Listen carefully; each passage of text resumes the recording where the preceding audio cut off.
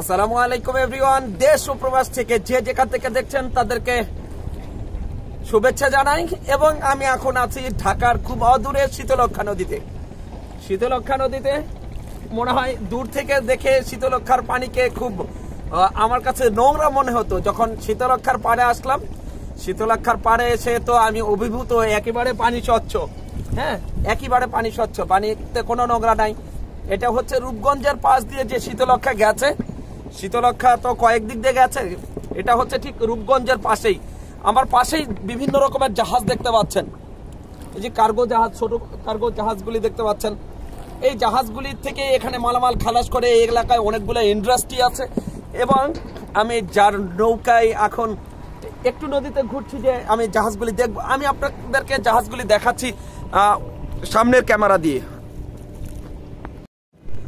আমি যে মাঝি ভাইয়ের নৌকায় এখন আহরণ করছি, ওনার নাম তোতা মিয়া। আপনার বাড়ি তো রূপগঞ্জে নাকি? রূপগঞ্জে। এই যে এখানে মালবাহী জাহাজগুলো, এগুলোকে লাইটার জাহাজ বলে না? লাইটার জাহাজ, ছোট জাহাজ। এই লাইটার জাহাজগুলি এগুলো কোথা থেকে আসে? বন্দর থেকে আসে তো নাকি? চিটাং থেকে আসে। এখানে বিভিন্ন ইন্ডাস্ট্রির মালামাল নামায় এবং এই জাহাজগুলিও হয়তোবা খালাস করার অপেক্ষায় আছে অথবা কোনোটা মাল লোড দেওয়ার অপেক্ষায় আছে।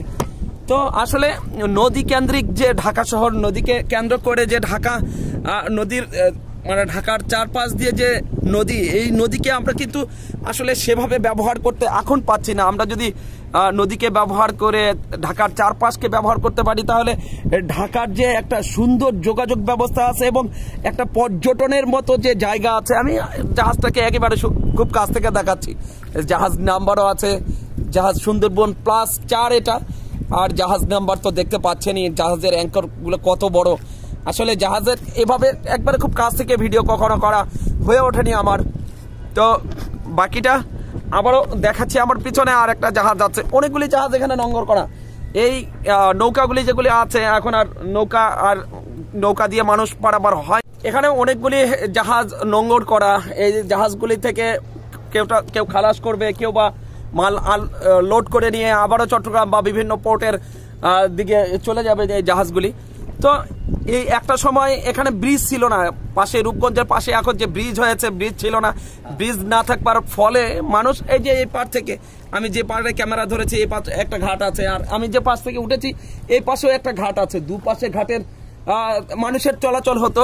অনেকগুলি নৌকা ছিল। নৌকা কতগুলি ছিল? 35টা নৌকা ছিল। এই নৌকাগুলি এখন অকেজো হয়ে গেছে। তারা সবাই পেশা পরিবর্তন করে অন্য পেশায় চলে গেছে।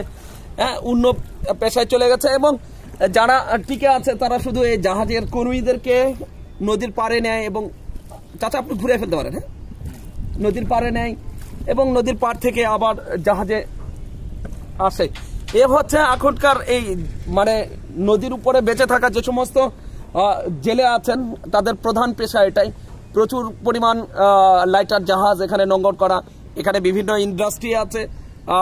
আপনারা জেনে থাকবেন যে নারায়ণগঞ্জের শীতলক্ষাকে কেন্দ্র করে শীতলক্ষার চারপাশে অনেকগুলি ইন্ডাস্ট্রি আছে এবং এখানে একটা জাহাজ নির্মাণের প্রতিষ্ঠানও আছে। এখানে জাহাজ নির্মাণের কাজ চলছে। এই জাহাজগুলো যখন নির্মাণ হয়ে যাবে, এগুলা বর্ষার সময় তখন আবার এই নদীতেই ভাসানো হবে, নদী থেকেই নিয়ে চলে যাওয়া হবে। অনেকগুলি জাহাজ এখানে, প্রচুর পরিমাণ জাহাজ আছে। এতগুলা জাহাজ একসাথে আমার ভিডিও করা হয়ে ওঠে নাই। তো ভিডিওটি যদি ভালো লেগে থাকে অবশ্যই লাইক, শেয়ার, কমেন্ট করবেন। আর এখানে যে ঘাটটা আছে রূপগঞ্জের ভূমি অফিসের এ পাশে যে ঘাটটা আছে, এই ঘাটটা খরা মৌসুমে যখন পানি কমে যায় তখন যারা নৌকা চালান তাদেরও একটু নৌকা চালাতে ব্যাগ পেতে হয়। তো নৌকা চালক যিনি আছেন, যে চাচার বোটে আমি এখন সফর করছি বা একটু ঘুরছি, আসলে ভিডিও করার উদ্দেশ্যেই ঘুরছি। তো ইনি বললেন যে ঘাটগুলা যদি একটু সংস্কার করে দেওয়া হতো ওনাদের সহজ হতো, যেহেতু জীবিকা এখন ওনাদের সংকুচিত হয়ে গেছে। অনেকগুলি নৌকা ছিল, সেই নৌকা কমে গেছে। তো আর বেশি কথা বলবো না। ভিডিওটি যদি ভালো লেগে থাকে অবশ্যই লাইক, শেয়ার, কমেন্ট করবেন এবং জাহাজগুলি দেখতে থাকুন। চলেন চাচা ঘুরে যাওয়া যাক।